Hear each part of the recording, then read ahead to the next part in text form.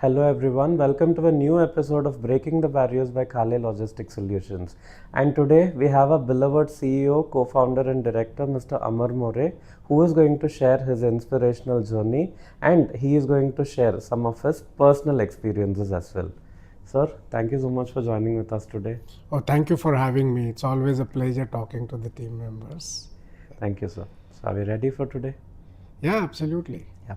So first of all, I would like to ask you, what is that important skill required for a leader to showcase his leadership skills and take the team forward?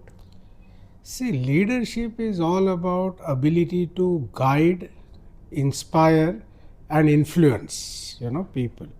So when you talk about, guiding, inspiring, or influencing, first of all, a leader needs to have a clear vision.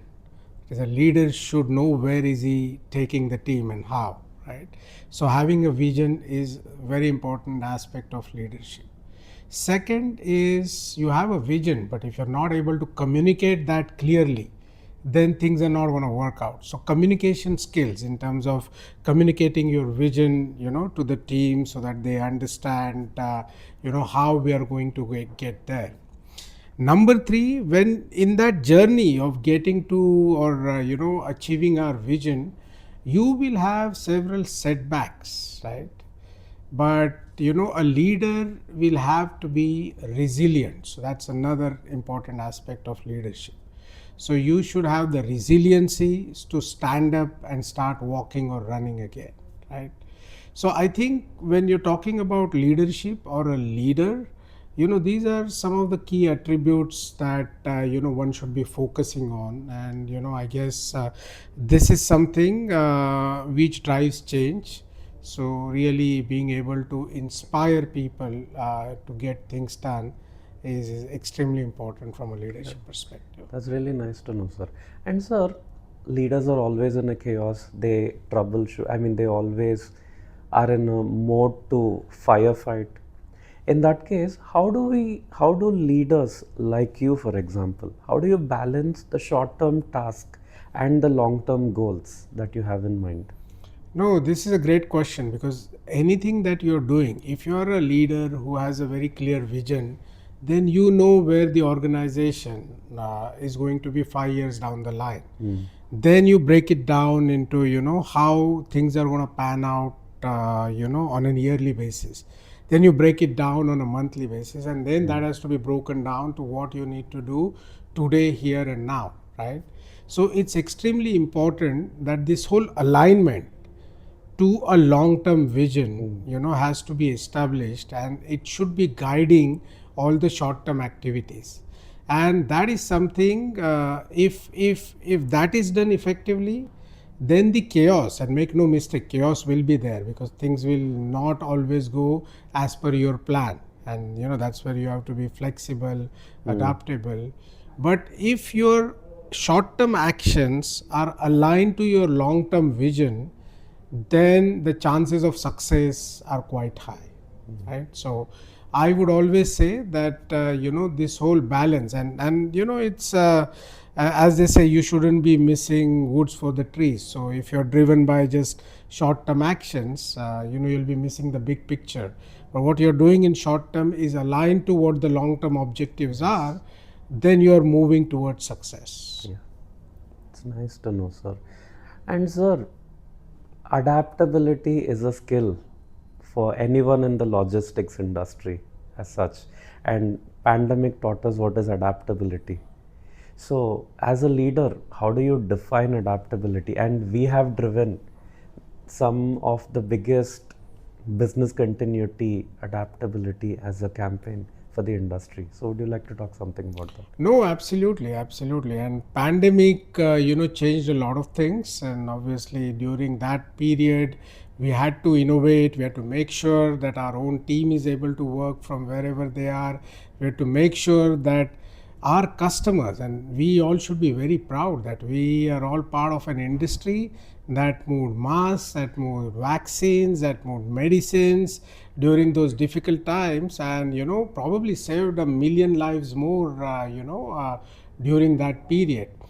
And I guess allowing this industry to work without the need of being physically present where they were earlier, or allowing the industry to work with less paper, which is a medium of transmission of virus, allowing them to work from their homes is something that was required in those times. And we not only did it ourselves, we also gave that to our customers. So I think one thing we should be very clear about, that in life, change is the only constant thing, right? I mean, this is a trite, or a commonplace idiom, but it is an eternal truth as well. And there is no point in fearing change or running away from change.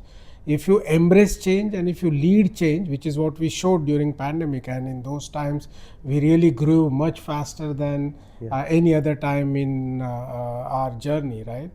So then you can definitely achieve success. So important thing is to understand the reason for change. It could be pandemic, it should be business continuity, it could be competition. And once you understand the core reason for change, the why behind the change, then what actions you need to take to successfully navigate through change, to successfully help your team navigate the change. Then you chart out that path, you remove that psychological barrier, or give people psychological safety, that this change doesn't mean their lives or livelihoods are threatened, right? And then once we establish all of that, then ushering in the change, changing the processes, systems, whatever it is that is needed. If you do that, then you actually can be in the driver's seat, and you can not only drive change within your organization, but at an industry level. And as Kale, we showed it during those pandemic times. It's really inspiring to know, sir. And sir, you work for you work in different geographies. Sometimes you're in India, sometimes you're sitting in Atlanta, and sometimes you're traveling abroad. And you have managed people from different regions, and you understand different cultures more. On that basis, recognizing and valuing your team members is definitely the skill that you have is much more different than that of others. So would you like to tell something about that? No, absolutely. See, we are all human beings, right? And every human being always looks at appreciation for any good work that has happened, right? It's only human. And as I said, one of the critical attributes of a leader is to inspire people. And people get inspired, by looking at, obviously, their leaders, but they also get inspired when somebody appreciates their work. And I make it a point, whether it's a small team meeting, or whether it is our annual function, or whether it is a meeting with a customer, I always make it a point to appreciate the good work done by the team member. I know that it's just a few words of appreciation can achieve what probably thousands of dollars may not be able to achieve, right? So I always try to, and whether it is in this geography or some other geography, I think appreciation is appreciation. If and I think our HR team has some fantastic forums where you can appreciate a colleague, you can appreciate a team member, you can appreciate a boss, and I'm one of the users of that forum as well. So absolutely. That's really nice, sir. Yeah. And, Yes. and sir, finally, what, as a leader, what inspires you? Is it an incident, or what influences you? Is it an incident or a book or someone, your colleague?